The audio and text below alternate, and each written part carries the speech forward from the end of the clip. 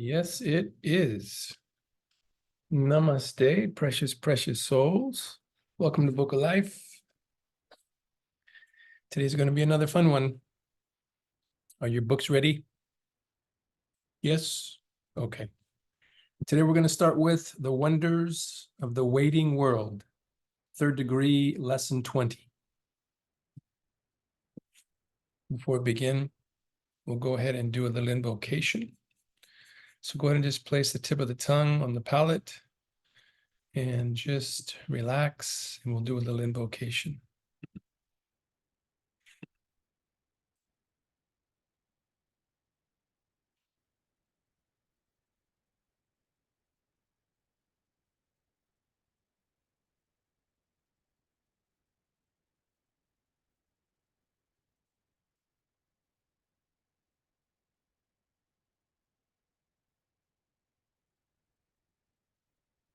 To the Supreme Being, to the Causal Logos, the creator of all that is, the Heavenly Father, Heavenly Mother, to Holy Master Choa, to Buddha Padmasambhava, to the Circle of Seven, to Robert and Erlin, to Master Astalea, Lord Katumi, Lord Rama, Lord Zoser, to the Astarian hierarchy, to the Lord Yehoshua Bar Miriam, the Lord Christ, to the Holy Mother Mary, Lord Kuan Yin Buddha, Lord Gautama Buddha, to all the great ones, Sanat Kumara, the Ancient of Days, the Lord of the World, to the Solar Logos, Lord Amun Ra, the Universal Logos, the Central Spiritual Sun, the one about whom naught may be said. May we be a channel through which thy holy ones approach the world. May we be a center for the radiation of thy power. Teach us to travel light, that we may better gain the heights, break the bonds that bind. Teach us to give ourselves entirely to thy service, to attune ourselves to thy will. Teach us to lay down the small personal life for the greater cosmic life and to love with the love of God in full faith. Om Tat Sat Om.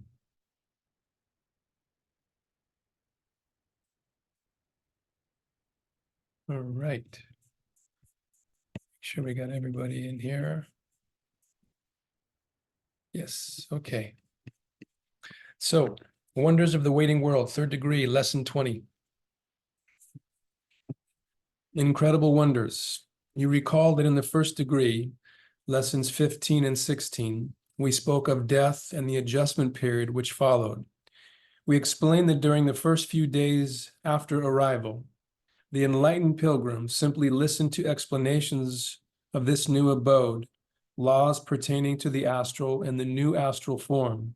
Thus, before Zoser begins to explain the mundane affairs of Australia, such as modes of travel, food, homes, clothing, he must first satisfy the pilgrim's incredible wonder concerning this immense new world. How did all this immensity come to be? Zoser's next task, therefore, is to enlighten the pilgrim concerning the univoculum. I can only write it as it has been explained to me. The univerculum. What is the univerculum? Our universe, that is, the sidereal kingdom of stars and planets, discernible to our scientists, is not boundless. Humankind has named the already organized spheres of matter the universe. But remarkable as our measuring instruments may become, there is a boundary beyond which human beings cannot perceive.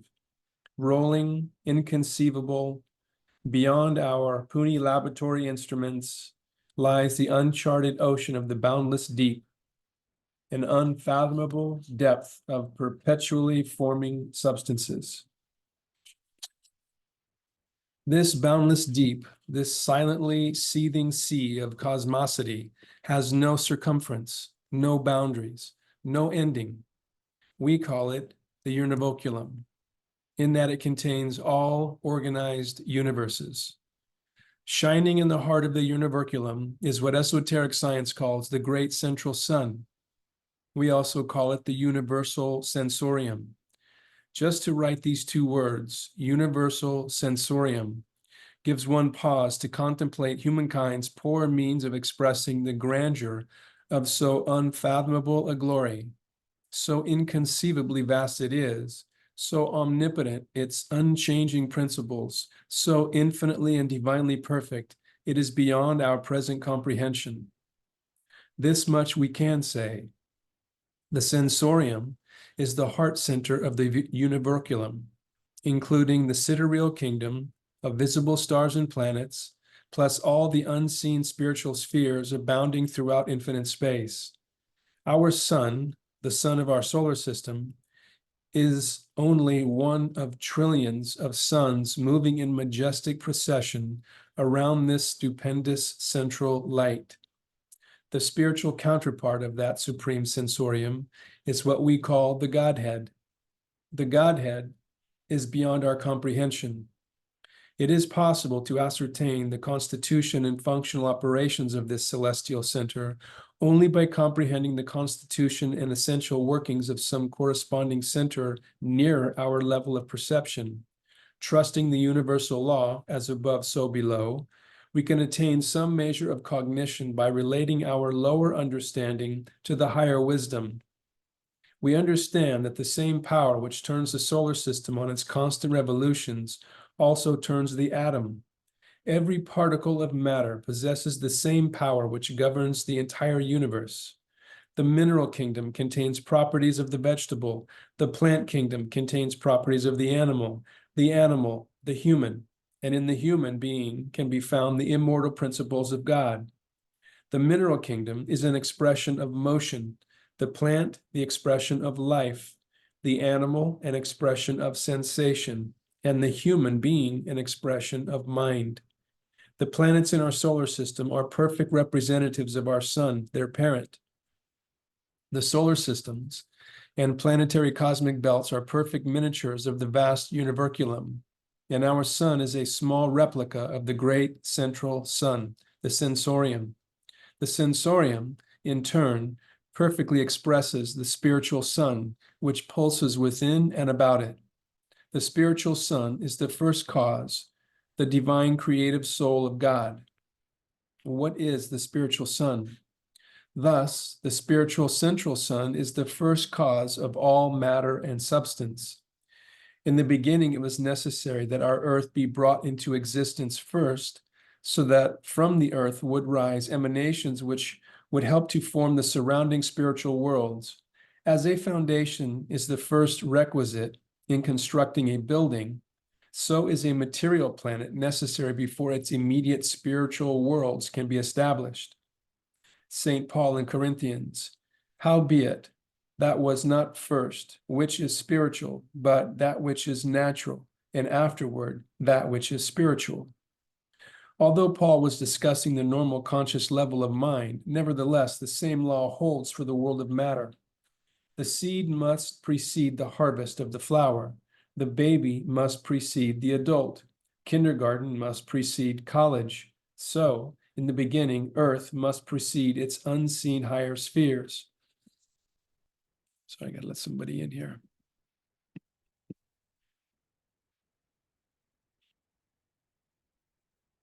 It is, in part, humankind's emotional and mental influence that shapes the astral and mental regions of our spiritual otherworld, where the life wave of disincarnate souls abide before and after incarnation in the flesh. Although the vast overall etheria already exists, each planet evolves its immediate etheric, astral, and mental planes according to the vibrational quality of the essences emanating from its material, mental, and emotional beings.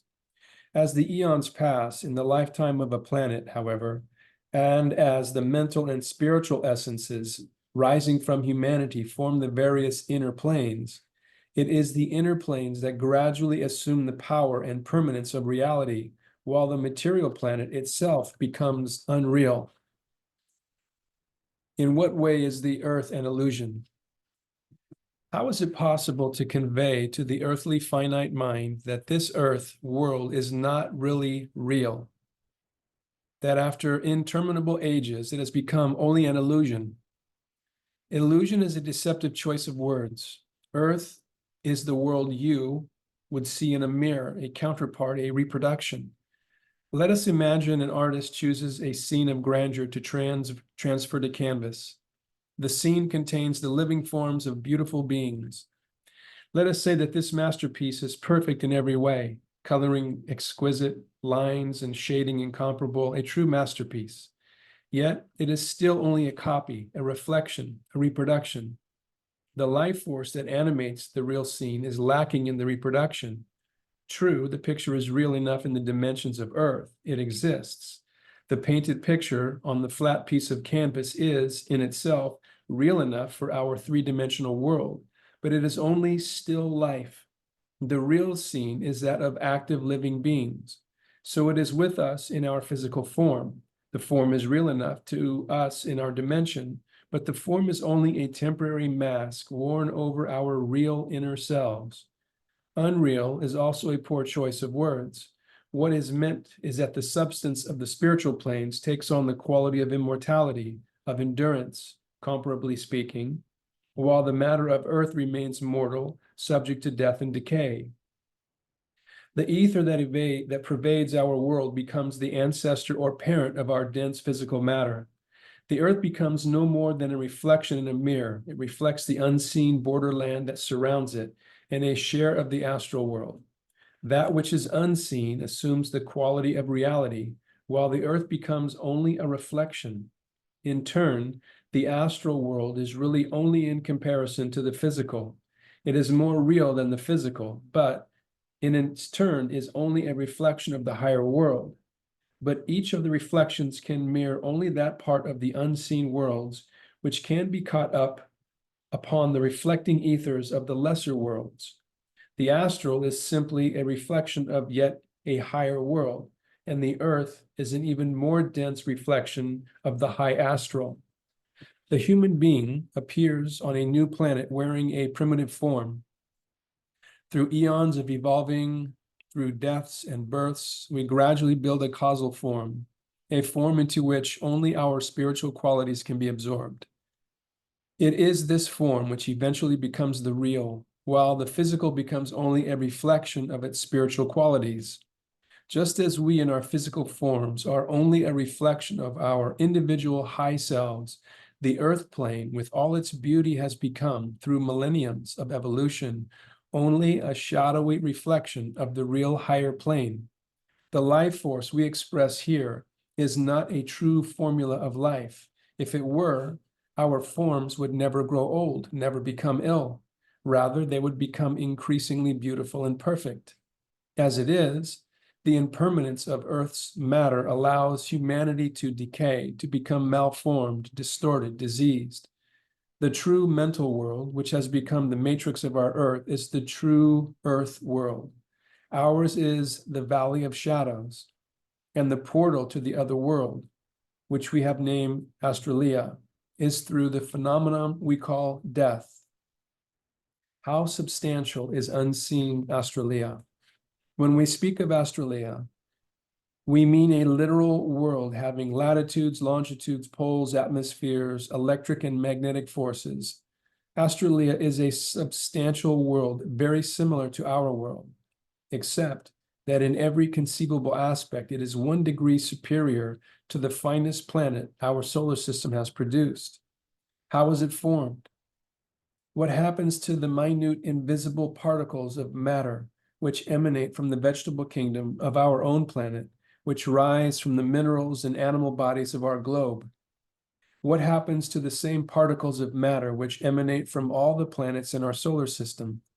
From our Earth alone, there arise more than 800 million tons of invisible emanations annually. Where do these atoms go? We have touched upon the subject previously, but only briefly. Like the human body, the Earth perspires, emanating electronic substance. It decays and perpetually builds new atoms, just as the human form does. Where do these escaping particles go? Rising like bubbles from the surface of the planet, where do they gravitate? Some descend to be reformed into Earth's material substance, but some, the spiritual essence, rise, like an infinitesimal mist, a mystic dew, to be condensed into the solids of the spirit spheres. When a person dies, his or her spirit form ascends to inhabit another dimension. The same is true of a rose, a tree, a blade of grass. The spirit of a flower ascends while the substance which composed its material form returns to earth. Thus, it is the spiritual essence of our mineral, plant, animal, and human kingdoms that ascends to help form Earth's spiritual spheres. Consider, too, the escaping thought forces that rises perpetually from the consciousness centers of the human being to form the thought world, the mental plane. Over there, as spirit forms gravitate to their harmonious spheres after death, so does thought force seek its vibrational level. The dark thought forces settle like smog into the lower atmospheric sphere surrounding Earth, while the light forces rise to higher thought planes. Consider, too, the wondrous Milky Way extending and encircling immensity. It spreads like a wreath of suns and planets through our particular universe, each system resembling our sun with its planets having specific orbits, revolutions, seasons, and inhabitants. It is when one attempts descriptions of this nature that poverty of language is fully realized. Human beings possess too limited an intellect to grasp the whole of the grandeur. No one mind is able to encompass the idea of a universe worthy of God and a God worthy of such a universe. The best that we can do is let our imagination soar into the far, far yonder and stand upon the topmost zone of immensity, contemplating the vast spectacle. Even then, we may be able to catch only a glimpse of the magnificent belt bespangled with countless jewels buckled around the waist of the infinite being. Laws of Etheria. After Zoser has described the more technical methods of how these worlds come to be, he turns your attention to the laws of your new country and how your earth life affects your life in the etheric spheres. Death is, above all things, a leveler. Just as air of the same temperature rises to its own density, and as water flows to its level, so does spirit rise to its exact condition of unfoldment when it enters the spirit world. The infallible history of every individual is written on the recording ethers of Etheria. Does selfishness actually become generosity in reverse? The one who lives for self loses self. The one who selfishly strives to gain this world loses out in the next. The immortality of the person's behavior and purpose will demoralize the soul, will curtail the unfoldment of inner powers, paralyze the soul energies, and although this one may have gained the whole world in earth life, he or she will lose this desired status in the world beyond. With the separation of the soul from the body at death, much that is undesirable is left with the lifeless mass of fleshy corruption. The death sieve sifts exceedingly fine, and many of the gross particles and principles of the personality are left behind. Death is, to some extent, a process of refinement, but all characteristics and motives that have distinguished and influenced the soul will migrate with the soul. Passing through the screen of death cleanses the soul of causes, conditions, and temptations to a certain degree, but one carries forward the effects of one's loves, hates, attractions, repulsions, motives. Thus, each must gravitate to a level where he or she feels at home. Every individual carries the reflection of one's inner life. The entire physical form is surrounded by auric emanations that reflect the color and vibrational quality of thoughts. If a person is governed by beautiful motives, he or she instinctively sinks association with those who have similar thoughts and innate attributes. If one engages perpetually in demoralizing motives and selfish and aggressive attitudes, in a meanness of spirit, such a one just as naturally seeks those who share similar qualities. On earth, it is a voluntary reaction to the law of attraction and repulsion. In the spiritual spheres, answering to a higher law of correspondence, each soul gravitates to the level of individual motivations. One need only look to one's inner life to determine what height will be attained when first passing through the death sieve. Each person knows the quality of those inner thoughts, the purity of true purpose, the soul exposed. Everything physical, including every atom, is inspired with spirit. And everything on the physical plane, including every atom, has its counterpart in the spiritual realms. Every rock, rose, blade of grass, animal is immersed in sphered with its own aura, as is the human being. It is through this revealing aura that a talismanic medium of communication is detectable by psychics and sensitives. Every object possessed, including clothing, is pervaded by one's auric emanations. The physical form, which encompasses the lower aspects of the personality, that is, the homing place of the lower passions and desires, and the basic level of consciousness in the individual, discharges a certain auric vapor and color. How do body and soul auras differ? The soul, on the other hand, possesses attributes of its own. The vaporous aura and fluctuating colors correspond to the soul's peculiar attributes and inner affections, whereas the body emanations report the degree of baser qualities in the personality. The auric atmosphere of the soul displays colors that reveal the mental and moral status of the individual. Here on the earth plane, we are accustomed to judge others by outer appearance. Those who wear fine clothing, live in beautiful estates, and drive luxurious automobiles, we classify as successful. There is no gauge by which to measure their inner qualities. Over there, one is also judged by appearance, by circumstances, and by environment. One is still judged accordingly to the beauty of one's clothing, the elegance of one's dwelling, and various surroundings.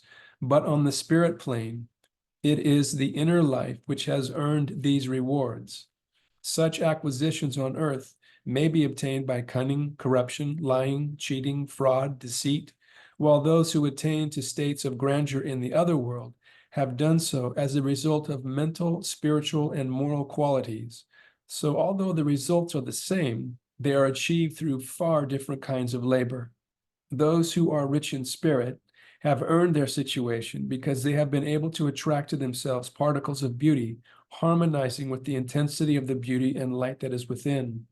On earth, the fraud may disguise an inner darkness with robes of splendor and homes of luxury, but may be a beggar in spirit, while the beggar upon earth may inherit a mansion in the other world. The first shall be last, and the last shall be first. The only item of true value in the other world is the soul and its treasures. One inherits the treasures of the other world according to the spiritual wealth built into the soul. High-ranking titles, wealth, business acumen, which we deem valuable on earth, become meaningless over there. Who a person is of no importance. Each is judged by what he or she is. Upon entering spiritual existence, you find yourself in exactly the environment to which your mental and moral status attracts you. You discover that you have built your spiritual habitation and garments according to inner purity or corruption. The soul attracts those atoms that beautify and adorn it in exact proportion to the beauty it expresses. Over there, one learns readily what it means to judge not. In that land of true reality, there are those whom the world remembers as evil, who are far superior spiritually to many who pose here as pure and holy. There, the veneer is stripped away. It is the mind and the heart, not the outer form, that builds character. Many a form, bejeweled and richly clad on earth, will change to reflect the ugliness of the mind. It is this real character that becomes visible to all after death. Many a convict who truly repented and tried to make amends stands on higher ground than many who never committed an obvious crime on earth. The mask of the form worn on earth is often successful in covering the evil mind, but not over there. Many righteous ones possess minds which breed evil in others. Committing a sin is not always as wicked as thinking a sin, for the heart of the evil thinker may be the more wicked. Often an error committed under impulse is not so damaging karmically as habitually evil thoughts, which smolder over long periods, poisoning body, mind, and soul. Only after the outer cloak of the body is cast off can the true nature of one's thoughts, motives, and character become known. That's when we see ourselves as we really are, not as we want the world to see us. The corrupt soul cannot draw to itself the beautiful white atoms that glisten in the sunlight of purity and truth. Thus, in the other world, there is no possibility of concealing the true state of one's heart and mind. On earth, when one beholds a challenging physical condition, one usually is stirred to compassion, saying, "Poor thing." So it is in spirit when the mask of the outer form is dropped and the challenge of the struggling soul is laid bare. Pitying angels say, "Poor soul, you are helped to the extent that you will help yourself by first realizing that you yourself have created your condition, and you yourself must take the action which works toward a change in your inner life, although the bright ones are always willing to stand by to encourage and strengthen." Every thought directed towards some fellow being projects as rays of color which can be read immediately in the other world. One of the first things one realizes is that others can readily detect the nature of inner thoughts. If one has inherited a spiritual countenance which reflects inner hatred and cruelty and radiates dark rays of evil thought, that one is keenly aware that everyone he or she meets recognizes these qualities, and there is nowhere possible to go to hide these revealing endowments. It is far better to begin to travel the path of progression while still in the physical form. An ounce of prevention here will save tons of cure over there. Today is a better time to begin than tomorrow. The more harmonious you make your inner life now, the more beautiful in Australia. Repent ye, for the kingdom of heaven is at hand. The kingdom of heaven is indeed at hand, since it lies just next door to us, just beyond the veil, close enough to breathe, close enough to touch, close enough to feel. And though the thin veil we must all pass, through that thin veil we must all pass. Since the kingdom of heaven lies so close at hand, repent ye does not seem such a hard saying. One need not forsake the world, don the plain garb and bonnet, renounce all pleasures of earth in order to repent. One needs first to attempt self-discipline and growth of the heart and spirit, which includes a multitude of efforts. Developing respect for your physical being, opening and training your mind towards intelligent and spiritual pursuits, and opening your heart will allow emotions to flow through to heal yourself and your personal past, and to be a source of healing for others if possible. Such is a good way to begin repentance. Since the sureness of death hangs so inevitably before us, it seems important to obtain a passport to the most harmonious conditions like afterlife has to offer.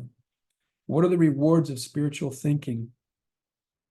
Cultivating a belief in the existence of the spiritual spheres in itself will do much toward assuring self-discipline and growth. It creates a subtle influence upon one's motives, and motives, when high, uplift the soul. Just possessing an innate faith in the afterlife stimulates the mind to more beautiful efforts. Therefore, the time has certainly come for each individual believer to stand solidly upon the rock of truth, the truth of eternal principles. Such a stand will, in itself, help the soul make substantial progress toward higher and more beautiful societies which blossom among the stars, the natural laws of Australia. Although there is one principle, root substance underlying all the planes, from Godhead to lowest form of solid matter on earth, each sphere is constructed according to its own vibration and answers to its own natural laws. That is, our laws of gravity, attraction, repulsion, would not affect in any way the substances of Australia. Such substance would be under complete dominance of the correlated laws of the astral world. The laws of nature applicable to the matter of the physical plane do not apply to the astral atoms and essences that pulsate through our atmosphere. On the physical, we experience heat, cold, darkness, light, gravity, contraction, expansion, time, and space. In Australia, one never experiences heat or cold, light and darkness, as they relate to our days and nights.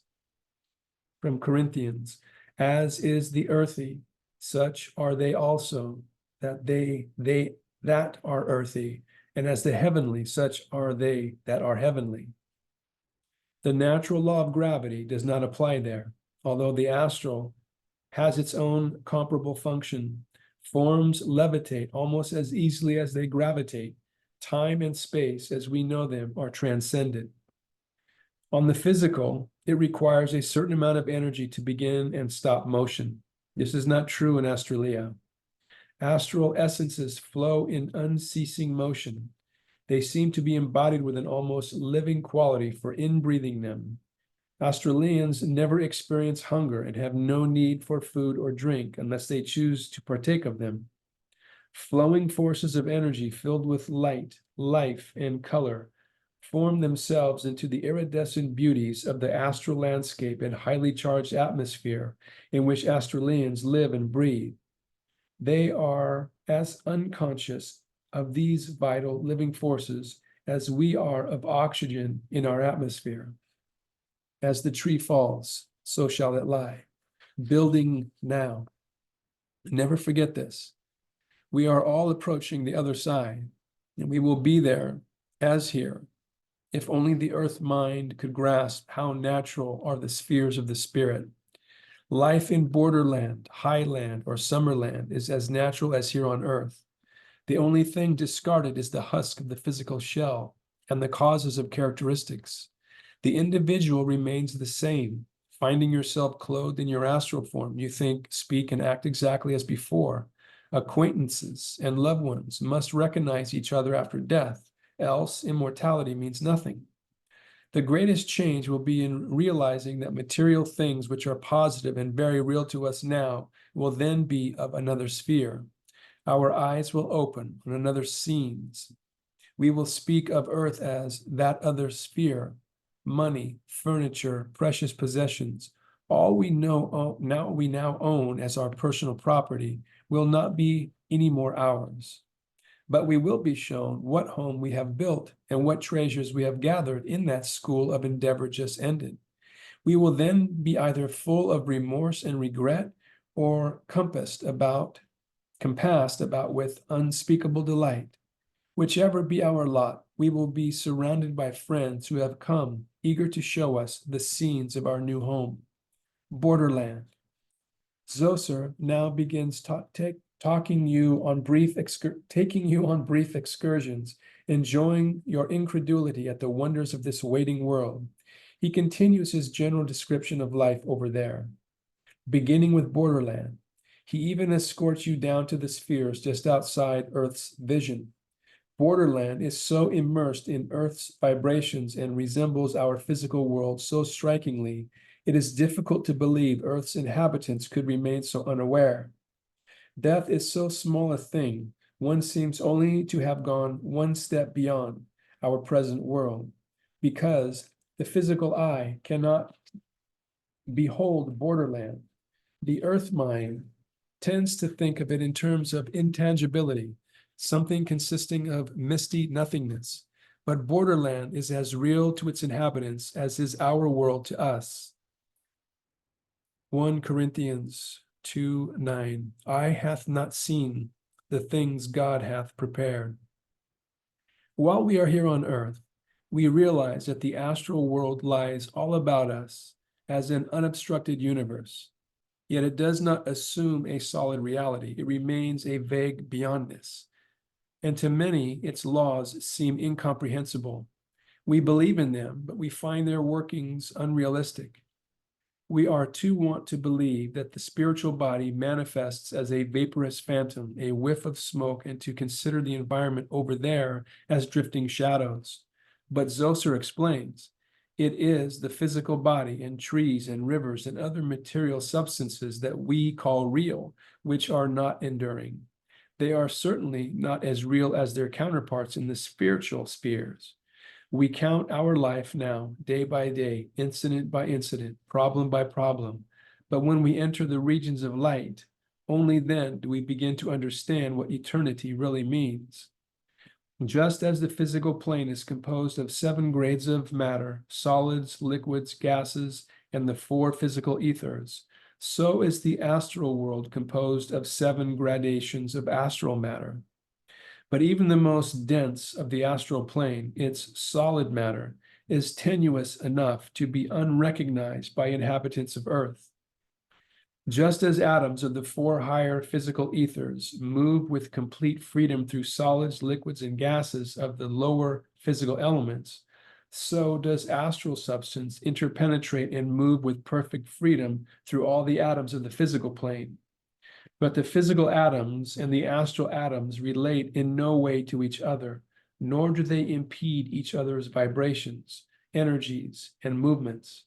Thus, buildings and forms composed of astral substance often interpenetrate and occupy the same space as forms and buildings of the physical plane.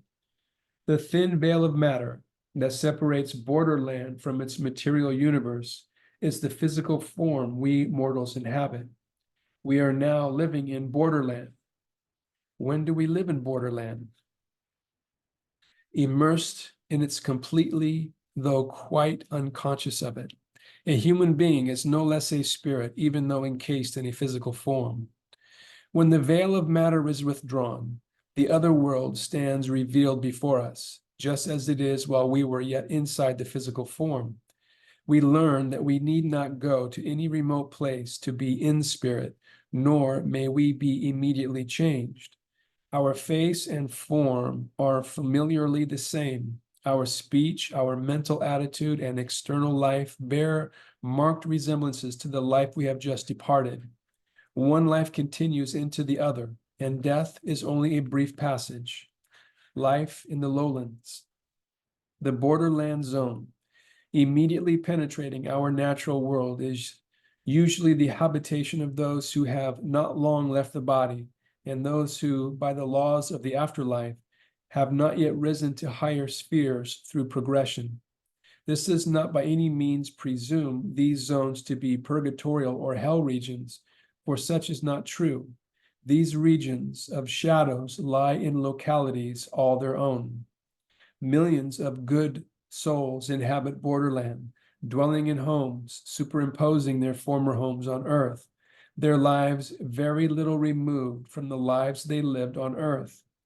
They are by no means malicious spirits. They simply have not yet chosen to depart for higher spheres. They have found their contentment in zones near earth, and there they remain for reasons of their own. How long do habits cling to the soul? Because one chooses to remain near earth does not mean one is an earthbound soul. He or she remains from choice, whereas the earthbound remains because he must. Those choosing to inhabit the astral counterparts of Earth's various locations often retain the language, dress, and tribal or personal customs peculiar to that society. Since every building on the earth plane may have its facsimile in the other world, let us say that superimposing the entire city of Los Angeles is an astral counterpart of Los Angeles, which is the habitation of many spirits who do not choose to depart. They still perform labors similar to those performed on earth and are absorbed by the activities of this borderland existence. Domesticated animals abide, pets dearly loved by someone of earth. What is the difference between purgatory and the lowlands? One may remain here indefinitely. Here, one is instructed regarding the higher spheres by those who descend to discourse and to teach. Since life has continued much as it was on earth, churches are built, organizations formed, work is performed, friendships rekindled. Life is so very much like that of earth that it is often hard to realize one has departed the physical life. Inhabitants carry on daily living much as on earth, even quarreling. Long-standing feuds begun on earth often continue in borderland, with this difference. Whereas on earth, one may be unable to escape the new or the environment of a feud, in borderland, one need not contact unfriendly people unless one desires to do so. Political differences are expressed and religious arguments continued. Even when facts on the astral testify to the falseness of beliefs, some still cling dogmatically to that which they believed on earth. People tend to drift into groups and nations People tend to drift into groups and nations much as they do on earth. One tends to seek the group, the locality, the nation which holds the same interest as one's own, especially that of religion. That is, fundamentalist Christians seek fundamentalist Christians, Buddhists seek Buddhists, and so on. Particularly do religious people tend to group together. Lowlanders carry on types of industries according to their whims. Each works in their own field of endeavor. Spiritual teachers establish libraries, museums, educational centers, so that all are given opportunity to be trained for accomplishing worthwhile spiritual purposes, though training is never forced. Such communities are no more essentially sacred than are similar communities on earth. Life goes on quite ordinarily. Progression, of course, brings a desire for higher attainment, broader fields of activity, and an urge toward spiritual strivings. But the person who worked inside the home, who raised the family, cooked, swept, went to church, grew old and died, is apt to maintain a generalized routine in borderland. The superficial leader of industry, who took over companies so that he or she might be president, who busily joined country clubs, who set great store by lavish entertainment and highly prized worldly possessions, remains haughty and pompous. These people frantically form clubs and societies, hoping they may need their leadership. Such communities are neither in heaven nor in hell. They lie in a borderland frontier, not as a measure of punishment. Borderland is not a place of punishment. It is a place where many souls remain until, through time and observation, they purge their minds of false concepts. The only punishment involved is that they do not find the higher realms of beauty accessible. The growth of the soul is gradual. The great masses of a human life wave proceed very slowly into the light. A soul cannot become an angel quickly any more than a child an adult. There are growth processes through which each must pass and unfold and digest and assimilate forces and weave garnerings of wisdom into one's inner being. When is spiritual ambition a virtue? The Sooners, those who reach toward the heights sooner, have developed a built-in stamina and determination above and beyond the call of ordinary evolution. But for some souls, the slow growth is best. Eventually, the inhabitants of such communities awaken to an awareness of their limitations. Outgrowing their uselessness, they begin to yearn for something higher and better. Discovering that there is no longer any real need to earn a living or strive for ego satisfaction, some realize that the only means available by which to get ahead, to move up, to attain something better than that which they already possess, is through service to others. When they begin to seek, there are always teachers waiting to help, according to their enlarging concept of truth.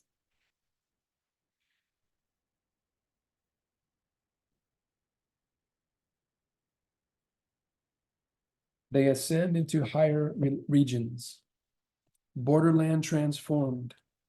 Just as the ethers of borderland interpenetrate the atmosphere of Earth and are housed with inhabitants not yet ascended, so can the higher celestial planes interpenetrate certain spaces of borderland and descend even to Earth.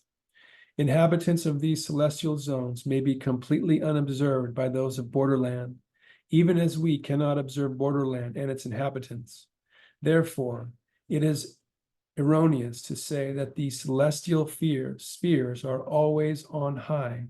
A sphere of light is the circumference or atmosphere of a mental condition or of a spiritual unfoldment. A spiritual sphere is often created, for instance, in correspondence with a certain mind on earth, or a certain church, or a certain location where healing properties are in evidence. A spiritual sphere is the circumference of the activity of the minds and hearts composing it. If a certain city on earth, for instance, were to be inhabited by only sensitives, sages, and seers, that locality on earth would soon be recognized as a spiritual sphere. The light radiating from it, ascending into the heavens, would make a spiritual sphere of it, even though its locality is on the earth plane and not in some ascended celestial zone. Even though, generally speaking, less evolved spirits inhabit borderland, and ascended spirits inhabit summerland, and angelic spirits inhabit paradise, nevertheless, there are no arbitrary boundaries. Although only 3 divisions are mentioned, each is separated into innumerable spheres, planes, zones, islands, cities, nations, where myriad souls are marching on. Spirits, young ones or masters, will occupy the interstellar point in space where that particular spirit has to perform. Therefore, bands of master spirits may inhabit locations in borderland, the better to carry out their missions with selected disciples on earth. Such master souls may build for themselves temporary dwellings on the lowlands, although they are not in need of a fixed habitation as we are on earth. Here we must frequently put aside the burden of material care and rest. These souls need no such accommodations. They may mentally adjust their auric emanations to accommodate their locality or establish a light zone around the locality of their mission. The grossness of the lower planes will have little effect upon such master souls, just as heat and cold, winter and summer, poverty and riches have no effect upon the spirit. Those with a mission to perform frequently abide in the localities their spiritual activities demand. The presence of many such as these fill borderland with degrees of light, for the atmosphere surrounding them takes shape of beauty, of light, architectural proportions of exquisite symmetry, color, according to the manifestation of unselfish affection. There are unnumbered such master souls who live in close empathy with earth life. Zoser speaks of the indescribable longing of those in the other world to be able to reach their loved ones left behind, to impart the immortal message of eternal life. He explains that human beings will one day bridge the psychic chasm and break the mind barriers that divide the 2 worlds. How, in the new age, people will train themselves to become spiritual channels, as some now prepare to become teachers and ministers. He reveals that the cycle of dogma on earth is closing, that the coming of the Aquarian Age world teacher to earth draws near, and that you, an Astarian, whether on earth or in spirit, will have a part in the wondrous event. But there is first much more to learn concerning your new body, your new home, your new country. And that we will pick up in 2 weeks, the reality of Etheria, which will be 3rd degree, lesson 21. And we'll pick that up in a couple weeks. I get so blissed out when I do these, I can barely follow along. So I apologize for making mistakes. I am sorry. Oh, all right. So before we end, if you guys are open, we will end with the October blessing. Is that okay? Just go ahead and just close your eyes, just relax, be in a receptive pose to all those that we have invoked to. We humbly command and decree the October blessing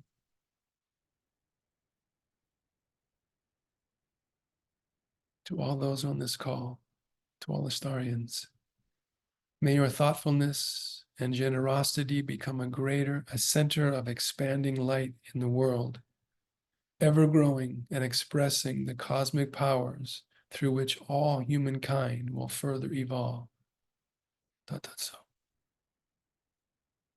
In the daily expression of our lives, may our attunement with the infinite continuously be strengthened. From that unceasing source and into each of our activities, may there flow the higher powers and guidance that will help lead us to the accomplishment of our goals and the realization of our ideals. That's so. May these blessings manifest spiritually, mentally, emotionally, etherically, physically, into every atom in the space surrounding every atom. Thought that's so.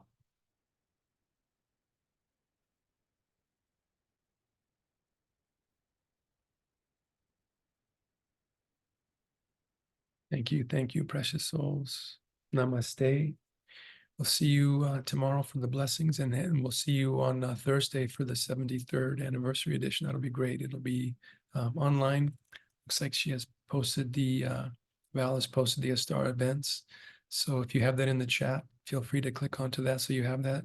If you can join us in person, great. If not, make sure that you're there on Zoom. And we'll see you then. We'll see you tomorrow. We'll see you Wednesday. We'll see you Thursday. Take good care. Namaste, precious souls. Love you guys. Be well.